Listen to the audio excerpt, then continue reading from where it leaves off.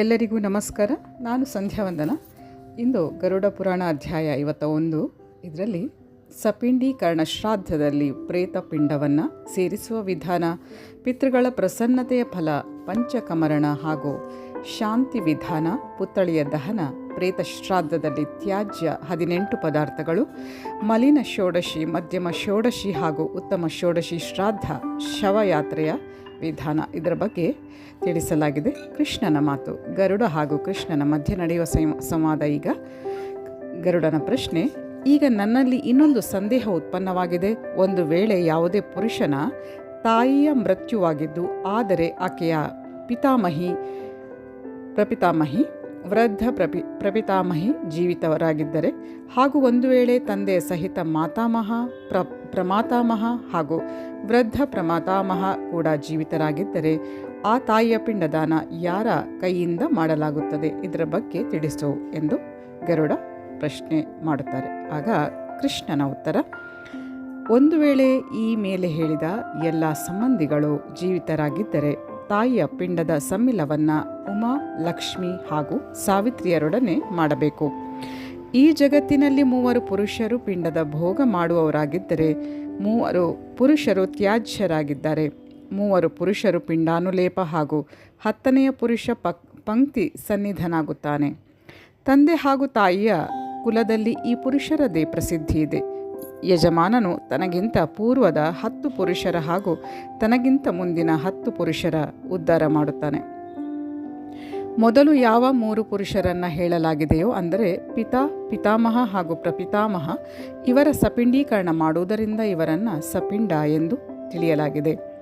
ಯಾರು ಪ್ರಪಿತಾಮಹನಿಗಿಂತ ಪೂರ್ವ ವೃದ್ಧ ಪ್ರಪಿತಾಮಹ ಹಾಗೂ ಆತನಿಗಿಂತ ಪೂರ್ವ 2 ಪುರುಷರಿರುವರೋ ಅವರನ್ನು ತ್ಯಾಜಕ ರೂಪದಲ್ಲಿ ಸ್ವೀಕಾರ ಮಾಡಬೇಕು. ಈ ಅಂತಿಮ ತ್ಯಾಜಕ ಪುರುಷನ ನಂತರ ಯಾವ ಪುರುಷನು ಇರುತ್ತಾನೋ ಅವನ ಪ್ರಥಮ ಲೇಪಕನಾಗುತ್ತಾನೆ. ಆತನ ಪೂರ್ವದಲ್ಲಿ ಯಾವ ಅನ್ಯ 2 ಪುರುಷರು ಇರುತ್ತಾರೋ ಅವರನ್ನು ಕೂಡ ಲೇಪಕನ ಶ್ರೇಣಿಯವರೆಂದೇ ತಿಳಿಯಬೇಕು. ಈ ಶ್ರೇಣಿಯ 3ನೇ ಪುರುಷನ ಪೂರ್ವ ಯಾವ ಪುರುಷನು ಇರುತ್ತಾನೋ ಅವನು ಪಂಕ್ತಿ ಸನ್ನಿಧನಾಗುತ್ತಾನೆ. ಈ ಪ್ರಕಾರ 10 ಜನ ಪೂರ್ವ ಪುರುಷರ ನಂತರ ಸ್ವಯಂ ಯಜಮಾನ ಒಬ್ಬ ಪುರುಷನಾಗುತ್ತಾನೆ. ಭವಿಷ್ಯದಲ್ಲಿ ಯಾರು ಯಥಾಕ್ರಮ 10 ಜನ ಪುರುಷರಾಗುತ್ತಾರೋ ಅವರೆಲ್ಲರನ್ನ ಸೇರಿಸಿ ಪಿತೃಗಳ ಸಂಖ್ಯೆ 21 ಆಗುತ್ತದೆ.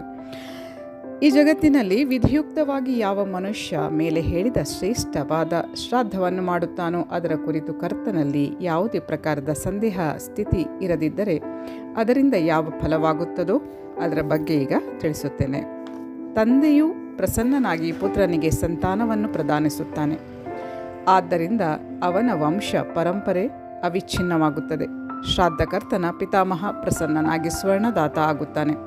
ವೃದ್ಧ ಪ್ರಪಿತಾಮಹ ಪ್ರಸನ್ನನಾಗಿ ಶ್ರಾದ್ದಕರ್ತನಿಗೆ ಅಪಾರ ಅನ್ನವನ್ನು ಪ್ರದಾನಿಸುತ್ತಾನೆ. ಶ್ರಾದ್ದದ ಯಾವ ಈ ಫಲಗಳಿವೆಯೋ ಅವೆಲ್ಲ ಪಿತೃಗಳ ತರ್ಪಣದಿಂದ ಕೂಡ ಪ್ರಾಪ್ತಿಯಾಗುತ್ತದೆ. ಈ ಮೃತ್ಯುಲೋಕದಲ್ಲಿ ಯಾವ ಪುರುಷನ ಸಂತಾನ ಪರಂಪರೆ ನಷ್ಟವಾಗುತ್ತದೋ ಅಂಥವನು ಮೃತ್ಯುವಿನ ನಂತರ ಕೆಸರಿನಲ್ಲಿ ಸಿಲುಕಿದ ಆನೆಗೆ ಸಮಾನ ನರಕದಲ್ಲಿ ವಾಸ ಮಾಡುತ್ತಾನೆ. ನರಕ ಭೋಗಿಸಿದ ನಂತರ ಆ ಜೀವಿಯು ವೃಕ್ಷ ಅಥವಾ ಸರ್ಪವಾಗಿ ಜನ್ಮ ತಳೆಯುತ್ತಾನೆ. ಅವನು ಈ ನರಕದಿಂದ ಸಂತಾನದ ಹೊರತು ನಿಶ್ಚಿತವಾಗಿಯೂ ಮುಕ್ತನಾಗುವುದಿಲ್ಲ. ಆದ್ದರಿಂದ ಸಂತಾನವಿಹೀನ ಮೃತ ಜೀವಿಗಾಗಿ ಆಚಾರ್ಯ, ಶಿಷ್ಯ ಅಥವಾ ಅನ್ಯ ಸಗೋತ್ರಿಯು ಅವನ ಉದ್ದೇಶದಿಂದ ಭಕ್ತಿಪೂರ್ವಕ ನಾರಾಯಣ ಬಲಿಯನ್ನು ಮಾಡಬೇಕು. ಈ ಕೃತ್ಯದಿಂದ ಪಾಪಮುಕ್ತನಾಗಿ ಆ ವಿಶುದ್ಧಾತ್ಮನು ನಿಶ್ಚಿತವಾಗಿಯೂ ನರಕದಿಂದ ಮುಕ್ತನಾಗಿ ಸ್ವರ್ಗದಲ್ಲಿ ಹೋಗಿ ನಿವಾಸ ಮಾಡುತ್ತಾನೆ. ಇದರಲ್ಲಿ ಯಾವ ವಿಚಾರ ಮಾಡುವ ಅವಶ್ಯಕತೆ ಇರದು.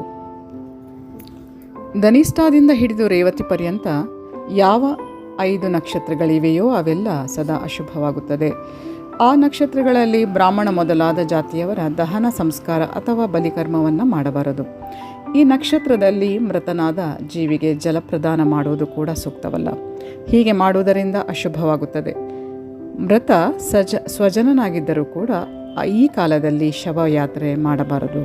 ಸ್ವಜನರು ಪಂಚಕದ ಶಾಂತಿಯ ನಂತರವೇ ಮೃತನ ಸಕಲ ಸಂಸ್ಕಾರಗಳನ್ನು ಮಾಡಬೇಕು.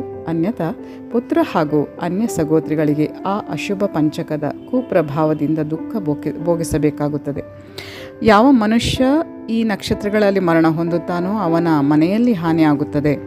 ಈ ಪಂಚಕದ ಅವಧಿಯಲ್ಲಿ ಮರಣ ಹೊಂದಿದ ಜೀವಿಯ ದಹನ ಸಂಸ್ಕಾರವನ್ನು ತತ್ಸಂಬಂಧಿತ ನಕ್ಷತ್ರದ ಮಂತ್ರದಿಂದ ಆಹುತಿಯನ್ನು ಪ್ರದಾನಿಸಿ ನಕ್ಷತ್ರದ ಮಧ್ಯಕಾಲದಲ್ಲಿಯೇ ಮಾಡಬೇಕು. ತಕ್ಷಣ ಕೊಡಲಾದ ಆಹುತಿ ಪುಣ್ಯದಾಯಿನಿಯಾಗುತ್ತದೆ. ತೀರ್ಥದಲ್ಲಿ ಮಾಡಲಾದ ದಹನ ಉತ್ತಮವಾಗುತ್ತದೆ. ಈ ಕಾರ್ಯವನ್ನು ಬ್ರಾಹ್ಮಣರು ನಿಯಮದಿಂದ ವಿಧಿಪೂರ್ವಕ ಮಂತ್ರಸಹಿತ ಮಾಡಬೇಕು. ಯಥಾವಿಧಾನ ಅಭಿಮಂತ್ರಿತ ಕುಶದ 4 ಪುತ್ಥಳಿಗಳನ್ನು ಮಾಡಿ ಶವದ ಸಮೀಪ ಸ್ಥಾಪಿಸಬೇಕು. ಆನಂತರ ಆ ಪುತ್ಥಳಿಗಳ ಸಹಿತ ಶವದ ದಹನ ಸಂಸ್ಕಾರ ಮಾಡಬೇಕು. ತದನಂತರ ಸೂತಕದ ಸಮಾಪ್ತಿಯಾದಾಗ ಪುತ್ರನು ಶಾಂತಿ ಕರ್ಮವನ್ನು ಕೂಡ ಮಾಡಬೇಕು. ಯಾವ ಮನುಷ್ಯ ಈ ಧನಿಷ್ಠಾದಿ 5 ನಕ್ಷತ್ರಗಳಲ್ಲಿ ಮೃತ್ಯು ಹೊಂದುತ್ತಾನೋ ಅಂಥವನಿಗೆ ಉತ್ತಮ ಗತಿ ಪ್ರಾಪ್ತಿಯಾಗುವುದಿಲ್ಲ. ಆದ್ದರಿಂದ ಅವನ ಉದ್ದೇಶದಿಂದ ಬ್ರಾಹ್ಮಣರಿಗೆ ಎಳ್ಳು, ಗೋವು, ಸುವರ್ಣ ಹಾಗೂ ತುಪ್ಪದ ದಾನ ಮಾಡಬೇಕು. ಹೀಗೆ ಮಾಡುವುದರಿಂದ ಸಕಲ ಪ್ರಕಾರಗಳ ಉಪದ್ರವಗಳು ನಾಶ ಹೊಂದುತ್ತವೆ. ಸೂತಕ ಸಮಾಪ್ತಿಯಾದ ನಂತರ ಮೃತ ಜೀವಿಯು ತನ್ನ ಸತ್ಪುತ್ರರಿಂದ ಸದ್ಗತಿ ಹೊಂದುತ್ತಾನೆ. ಯಾವ ಪಾತ್ರೆ, ಪಾದರಕ್ಷೆ, ಕೊಡೆ, ಸ್ವರ್ಣಮುದ್ರೆ, ವಸ್ತ್ರ ಹಾಗೂ ದಕ್ಷಿಣೆಯನ್ನು ಬ್ರಾಹ್ಮಣನಿಗೆ ಕೊಡಲಾಗುತ್ತದೋ ಅವೆಲ್ಲವೂ ಪಾಪಗಳನ್ನು ದೂರಗೊಳಿಸುವಂಥವಾಗಿವೆ. ಪಂಚಕದಲ್ಲಿ ಮರಣ ಹೊಂದಿದ ಬಾಲಕ, ಯುವಕ ಹಾಗೂ ವೃದ್ಧ ಜೀವಿಗಳ ಆರ್ಧದೈಹಿಕ ಸಂಸ್ಕಾರವನ್ನು ಪ್ರಾಯಶ್ಚಿತ್ತಪೂರ್ವಕ ಯಾವ ಮನುಷ್ಯ ಮಾಡುವುದಿಲ್ಲವೋ ಅಂಥವನಿಗೆ ಅನೇಕ ಪ್ರಕಾರದ ವಿಘ್ನಗಳು ಜನ್ಮ ತಳೆಯುತ್ತವೆ. ಪ್ರೇತ ಶ್ರಾದ್ದದಲ್ಲಿ 18 ವಸ್ತುಗಳು ತ್ಯಾಜ್ಯವಾಗಿದೆ. ಅವುಗಳೆಂದರೆ ಆಶೀರ್ವಾದ, ದ್ವಿಗುಣ, ಕುಶ, ಪ್ರಣವದ ಉಚ್ಚಾರಣೆ, ಒಂದಕ್ಕಿಂತ ಅಧಿಕ ಪಿಂಡದಾನ, ಅಗ್ನೌಕರಣ, ಉಚ್ಚಿಷ್ಟ ಶ್ರಾದ್ದ, ವೈಶ್ವದೇವಾರ್ಚನೆ, ವಿಕಿರ ದಾನ, ಸ್ವಧಾದ ಉಚ್ಚಾರಣೆ ಹಾಗೂ ಪಿತೃಶಬ್ದೋಚ್ಚಾರ ಮಾಡಬಾರದು. ಕೆಲವು ಆಚಾರ್ಯರ ಅಭಿಪ್ರಾಯದಂತೆ ಮೃತ ವ್ಯಕ್ತಿಯ ಅನಂತರ ಅವನ ಅನುಯಾಯಿಗಳಿಗೆ ಯೇ ಚ ತ್ವಾಮನು ಗಚ್ಚಂತಿ ತೇಭ್ಯಶ್ಚ ಹೀಗೆ ಉಚ್ಚಾರಣೆ ಮಾಡಿ ಪಿಂಡ ಶೇಷಾನ್ನವನ್ನು ಪಿಂಡದ ಸಮೀಪದಲ್ಲಿ ಕೊಡಲಾಗುತ್ತದೆ. ಅದನ್ನು ಪ್ರೇತ ಶ್ರಾದ್ದದಲ್ಲಿ ಮಾಡಬಾರದು. ಈ ಶ್ರಾದ್ದದಲ್ಲಿ ಅನುಶಬ್ದದ ಪ್ರಯೋಗ, ಆವಾಹನ ಹಾಗೂ ಉಲ್ಮುಖ ವರ್ಜಿತವಾಗಿದೆ. ಆಸೀಮಾಂತಗಮನ ಶ್ರಾದ್ದದಲ್ಲಿ ಬ್ರಾಹ್ಮಣರಿಗೆ ಭೋಜನ ಮಾಡಿಸಿದ ನಂತರ ಬ್ರಾಹ್ಮಣರ ಹಿಂದೆ ಗ್ರಾಮದ ಸೀಮೆಯವರೆಗೆ ಹೋಗಿ ಅವರಿಗೆ ಪ್ರದಕ್ಷಿಣೆ ಮಾಡಿ ಅವರ ವಿಸರ್ಜನೆ ಮಾಡಲಾಗುತ್ತದೆ. ಈ ಅಸೀಮಾಂತಗಮನವನ್ನು ಪ್ರೇತ ಶ್ರಾದ್ದದಲ್ಲಿ ಮಾಡಬಾರದು.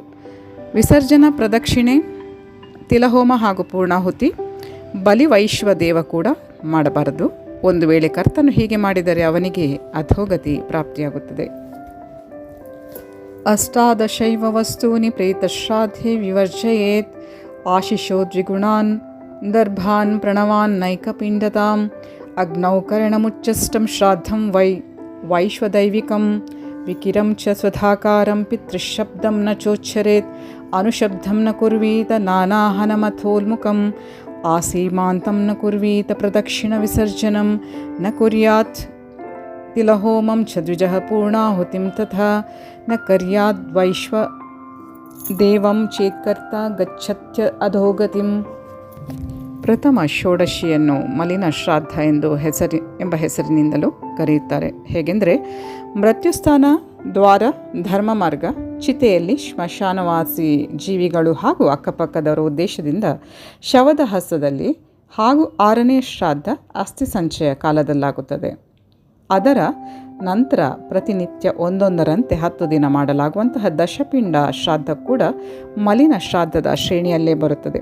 ಈ ಪ್ರಕಾರ ಇವುಗಳಿಗೆ ಷೋಡಶ ಶ್ರಾದ್ದ ಎಂದು ಕರೆಯಲಾಗಿದೆ. ಅನ್ಯ ಮಧ್ಯಮ ಹಾಗೂ ದ್ವಿತೀಯ ಷೋಡಶಿಯ ಕುರಿತು ಈಗ ಮುಂದಕ್ಕೆ ಹೇಳುತ್ತೇನೆ ಎಂದು ಕೃಷ್ಣ ಹೇಳುವುದನ್ನು ಮುಂದುವರಿಸುತ್ತಾರೆ. ಈ ಷೋಡಶ ಶ್ರಾದ್ದಗಳ ಕ್ರಿಯೆಯಲ್ಲಿ ಸರ್ವಪ್ರಥಮ ವಿಧಿಯುಕ್ತವಾಗಿ ಏಕಾದಶ ಶ್ರಾದ್ದ ಮಾಡಬೇಕು. ತದನಂತರ ಬ್ರಹ್ಮ, ವಿಷ್ಣು, ಶಿವ, ಯಮ ಹಾಗೂ ತತ್ಪುರುಷನ ನಾಮದಿಂದ 5 ಶ್ರಾದ್ದವಾಗಬೇಕು ಎಂದು ತತ್ವಚಿಂತಕರು ಹೇಳಿದ್ದಾರೆ. ಈ ಷೋಡಶ ಶ್ರಾದ್ದಗಳ ನಂತರ ಪ್ರತಿ ತಿಂಗಳು 1 ಶ್ರಾದ್ದದಂತೆ 12 ಶ್ರಾದ್ದ, 11ನೆಯ ತಿಂಗಳಲ್ಲಿ ಊನಾದಿಕ ಶ್ರಾದ್ದ, ತ್ರಿಪಾಕ್ಷಿಕ ಶ್ರಾದ್ದ, ಊನಮಾಸಿಕ ಹಾಗೂ ಊನಷಣ್ಮಾಸಿಕ ಶ್ರಾದ್ದ ಮಾಡುವ ವಿಧಾನವಿದೆ. ಶವ ಶುದ್ಧಿಗಾಗಿ ಆದ್ಯ ಶ್ರಾದ್ದವನ್ನು ಮಾಡಿ ಅನ್ಯ ತ್ರಿಷೋಡಶ ಶ್ರಾದ್ದ ಮಾಡಿ ಪಿತೃಪಂಕ್ತಿಯ ವಿಶುದ್ಧಿಗಾಗಿ 50ನೆಯ ಶ್ರಾದ್ದದಲ್ಲಿ ಸೇರಿಸಬೇಕು. ಯಾರ 50ನೆಯ ಶ್ರಾದ್ದ ಮಾಡಿರುವುದಿಲ್ಲವೋ ಅವನು ಪಿತೃಪಂಕ್ತಿಯಲ್ಲಿ ಸೇರಲು ಯೋಗ್ಯನಿರುವುದಿಲ್ಲ. ಮೇಲೆ ಹೇಳಿದ್ದ ತ್ರಿಷೋಡಶ ಅಂದರೆ 48 ಶ್ರಾದ್ದಗಳಿಂದ ಮೃತ ಜೀವಿಯ ಪ್ರೇತತ್ವ ವಿನಾಶವಾಗುತ್ತದೆ. 49 ಶ್ರಾದ್ದಗಳಾದ ನಂತರ ಪಿತೃ ಸನ್ನಧಿ ಅಂದರೆ ಪಿತೃಗಳ ಸಾಮೀಪ್ಯ ಜೀವಿಗೆ ಪ್ರಾಪ್ತಿಯಾಗುತ್ತದೆ. 50ನೇ ಶ್ರಾದ್ದದಿಂದ ಪಿತೃವಿನೊಡನೆ ಸಂಧಿ ಮಿಲನ ಮಾಡಬೇಕು.